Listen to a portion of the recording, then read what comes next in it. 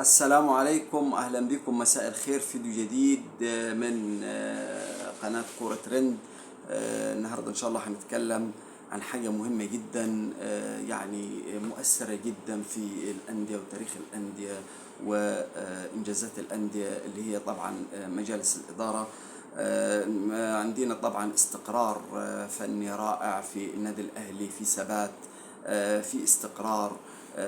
ده كله، ده الانجازات والبطولات والانتصارات بتاجي من الاستقرار الاداري والاستقرار المالي اللي شايفينه في النادي الاهلي. لكن نادي الزمالك عنده مشاكل وعنده مشكلة كبيرة، وكان عندنا مشكلة كبيرة الفترة اللي فاتت من الرئيس السابق مرتضى منصور ومجلس الإدارة التابع لي.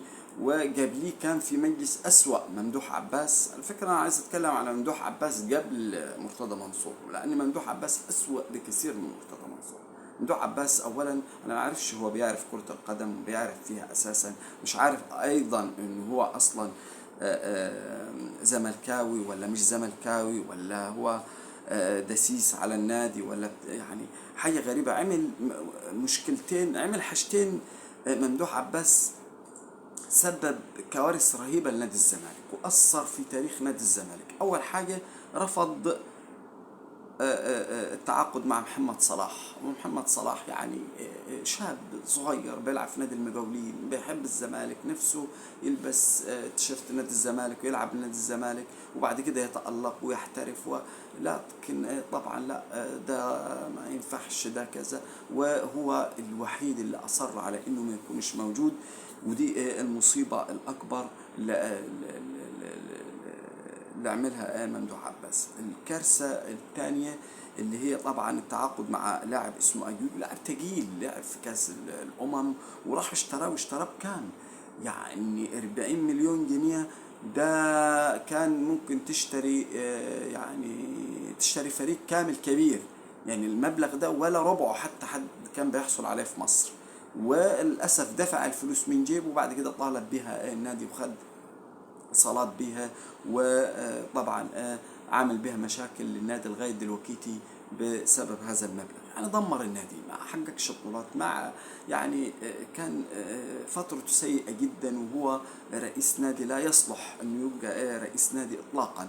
لكن بعد كده جاء واحد للاسف الشديد، كنت أتمنى أن يكون الفيديو ده وهو رئيس نادي الزمالك، عشان الناس تعرف أن نحن مش بتكلم عليه دلوقتي عشان هو يعني أصبح رئيس نادي الزمالك سابقا. مرتضى منصور اللي عنده جنون العظمة، راجل بذيء اللسان سيء الخلق. للأسف الشديد كان يعني قرارات المجلس كلها قراره هو. بيحب أبنائه وفقط لا غير، عايز كل الناس تثني عليه وعلى أبنائه فقط لا غير. بيستغل نادي الزمالك ورئاسة نادي الزمالك انه يحقق شهرة، انه يحقق ترند، انه يبقى موجود دائما امام الكاميرات. طبعا في السبب التعاقدات واللعيبة، على فكرة عشان الناس بس تخلي بالها من الحتة دي. في يبقى بعض الناس اللي هي بتشجع او محب نادي الزمالك بتبرعوا مبالغ ضخمة وبياخدها مرتضى منصور، ويعني يعني بيجيب بها بعض الاشياء وبيعمل بها بعض الحاجات اللي بينسبها لنفسه. رجل مريض ولسانه بذيء للأسف الشديد، والناس صبرت عليه كتير. ويعني للأسف الشديد فترته سيئة جدا، إنسان متحكم اللي ما يعجبوش يمشيه. يعني شوف اللعيبة، لعيبة دمرها. للأسف الشديد مستحيل، أنا ما أعتقدش إنه ليه إنجازات. يعني ما نتكلمش عن إنجازات، كان بطولة دوري وكاس وبطولة سوبر، ويعني الحاجات دي حاجات يعني ضئيلة جدا جدا جدا بالفترة اللي خدتها. شوف كام لاعب: أحمد رفعت، باسم مرسي، مؤمن زكريا، مصطفى فتحي، من المدربين جروس فريرا، عمر جابر، كهربا، أشرف بن شرقي، ساسي، ولاعيبة كتير كتير، لاعيبة متميزة جدا. اللي مش يعني مشاها واللي زهقها في النادي. يعني إنسان مريض، وللأسف الشديد ما فيش استقرار في النادي، للأسف الشديد من جراء وجود مرتضى منصور في النادي. يعني بيعمل كان ابنه أمير مرتضى، يعني هو بيتكلم ويجعجع وابنه بيسكت، وللأسف التنين أسوأ من بعض. يعني أمير مرتضى منصور بيدور على اللاعب اللي عقده خلصان، لو لاعب صبر لا يسيبه، لاعب مغمور.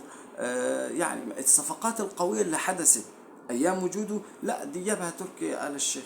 يعني انت بتتكلم عن ساسي لدرجة انه بعد كده ما قدرش يجدد عقده، لا هو ولا بن شرقي ولا المدرب جروس ايضا ما دفعش فيه ولا حاجة.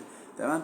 كل اللعيبه النجاز بعد كده بقى الراجل بيدور ما فيش فلوس، يعني على ما خلصت العقود اللي دفعها تركي خلاص انت ما دفعش لحد اي حاجه.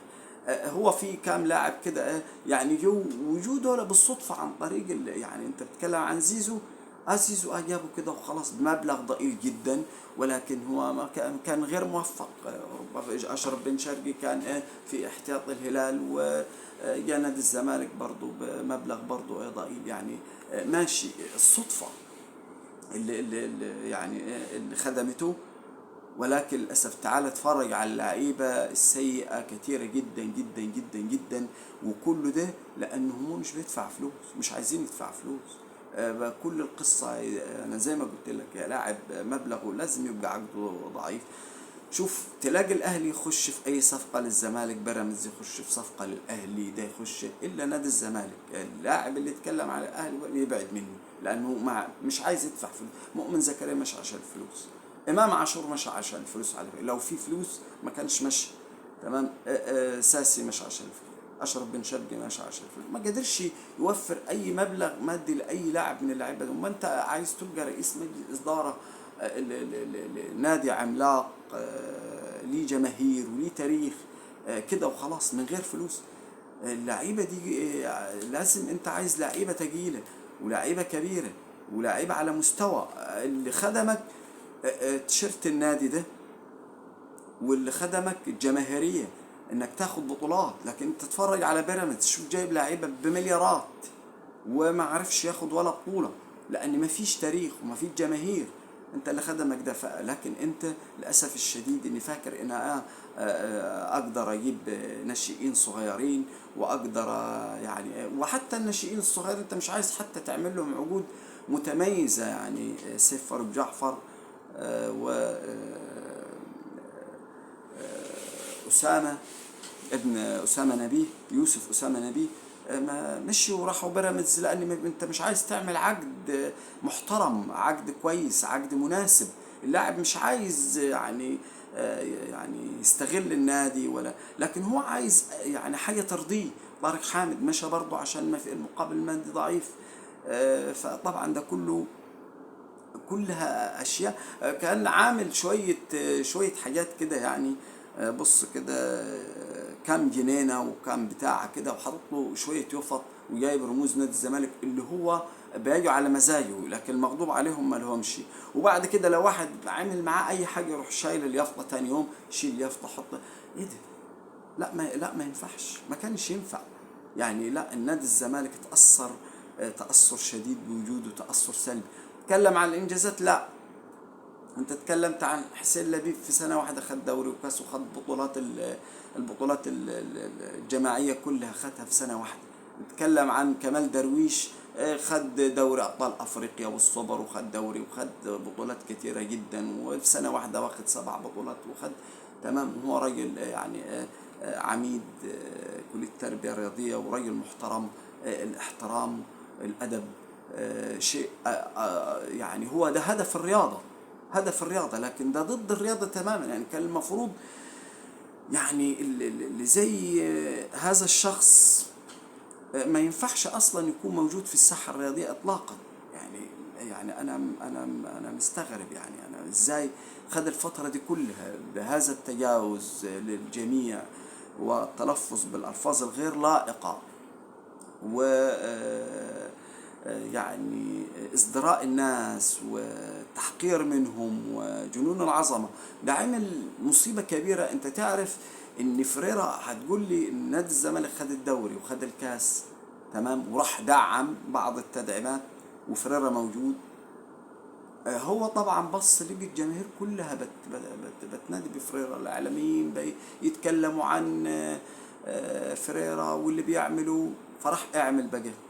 شوف يعمل سبب المصيبة اللي حصل فيها نادي الزمالك يكون هو مرتضى منصور جايب أسامة نبيه وجاب صفقات لنادي الزمالك بعيدا عن فرارة تماما عشان يعقدوا، وعشان يبين هو ملهوش دعوة أبدا بكل الإنجازات دي، وعشان يبين يعني إن هو مش هو اللي حقق هذه الإنجازات في نادي الزمالك، وجايب له أسامة نبيه اللي اداله صلاحيات أكبر تمام. ويعني يعني حشروا كده لفريرة بشكل معين وتحمل فريرة. الراجل ما تكلمش لغاية ما مشي وهو مخنوق من اللي بيحصل في نادي الزمالك. يعني ان شاء الله باذن الله نادي الزمالك يكون في حاله استقرار في مع رئيس نادي جديد، ويكون في صفقات افضل في الفتره القادمه باذن الله، لان الاداره مهمه جدا جدا جدا. راس المنظومه لازم تبقى يعني على اعلى مستوى، لان ده طبعا نادي كبير ونادي عظيم هو والنادي الاهلي في مصر.